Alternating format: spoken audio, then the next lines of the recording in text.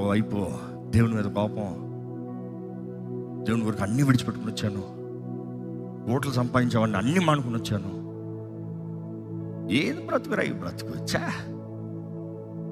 బయటేమో కుళ్ళి చేస్తాడు మనల్ని చూసి, అప్పటికే ఏడ్చేవారులే నన్ను చూసి. బట్ దెన్ రియాలిటీ చూస్తే సాక్రిఫైస్ ఏం లేదు. చివరికి ఎలాంటి పరిస్థితి ఏంటి? ఇప్పుడు నా భార్య ఏం కనబడతాను నేను, ఎట్లా కనబడతాను నేను? అప్పుడే పెళ్ళయింది, జస్ట్ ఫ్యూ మంత్స్ పెళ్ళి. ఏం చేస్తాను? ఏంది ప్రభా? అక్కడ నుండి ఎక్కువైపోయి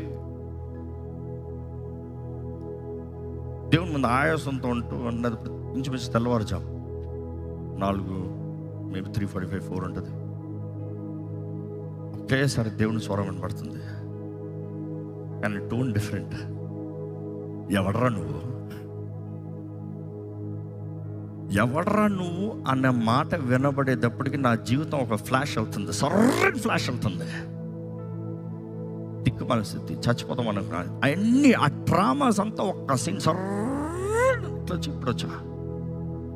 ఆ దెబ్బకి మోకాల మీద పడ్డాం. ప్రభా, ఎందుకు పనికిరాండి నన్ను, తప్పిన నన్ను, చచ్చిపోదాం అనుకున్నాను నన్ను నువ్వు రక్షించి, దీవించి, ఆశీర్వదించి, బాగు చేసి, ఏది తప్పు చేయకుండా అన్ని ఈరోజు నన్ను ఒక దీవెనగా చేసు. దీని నుంచి ఏమడుగుతాను ప్రభా అని పశ్చాత్తాపడుతూ, సారీ ప్రభా నీ మీద కోపడ్డాను, సారీ ప్రభా నీ సేవకుడి మీద కోపడ్డాను, నువ్వేం చేసినా మంచి చేస్తావు, అయినా నీ దూతను పంపించావు కదయ్యా, నీ దూతను పంపించావు కదా, నువ్వేం చేయవంటే నీ దూత వచ్చింది కదా అని.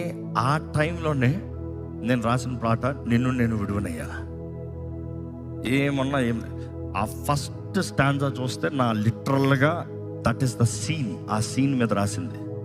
సహాయమే లేకుండా పాడిన ప్రతిసారి నాకు ఆ వైపు వచ్చేస్తుంది. ఆ చీకటి రాత్రి వాళ్ళందరూ అక్కడికి వస్తూ సహాయమే లేకుండా, నిరీక్షణ లేకుండా, దయతో కరుణించయ్యా అన్నదప్పుడు, నీవే నా ఆధారము, నీవే నా ఆదరణ, నన్ను విడవద్దయ్యా ప్రియ ప్రభు యేసయ్యా, నీవే నా సర్వము, నీవే నా సకలము, నీ తోడుతో నన్ను నడిపించయ్యా. ఆ పాట అక్కడ రాసింది. ఆ మొత్తం పాట ఆ రోజు రాసింది, ఆ రాత్రి రాసింది, ఆ ఉదయకాలం రాసింది. రాసి పడుకున్నా.